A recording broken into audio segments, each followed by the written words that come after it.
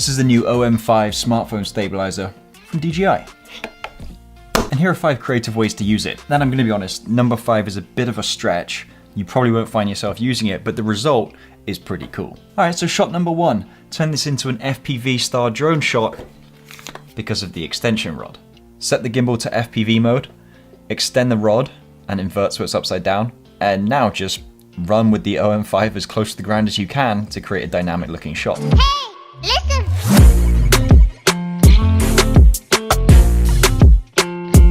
Number 2, I call this the highly dynamic reveal shot.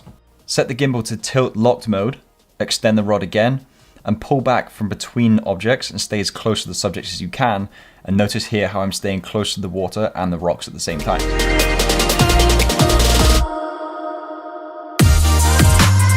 Number 3 is only for those if you really, really love yourself. And this is the Clone Me feature where you get to have yourself 3 times in one photo. Scroll over to Pano at the bottom and then select Clone Me if it doesn't go here by default. Once you hit go, it's going to give you 5 seconds between each position when it's going to take a shot. So just get moving and run into each of those positions and let it do its job. Number 4 is the extension rod rotation. Now, I turned 30 the other day. I should not be riding a penny board around, but here we are. Set the gimbal to tilt locked mode, extend the rod, and then basically just spin it around yourself while you're skating, walking, or doing anything else.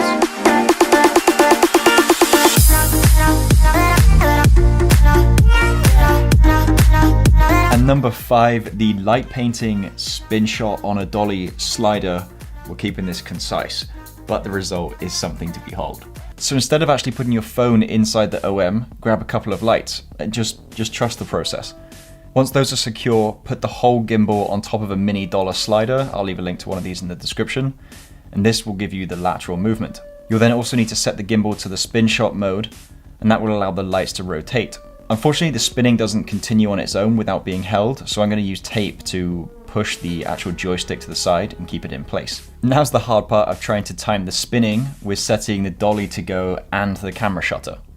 And this is what we call a long exposure. So I've set the camera shutter speed to be particularly slow at 8 seconds, so it captures the light beams moving across and doesn't actually capture the gimbal.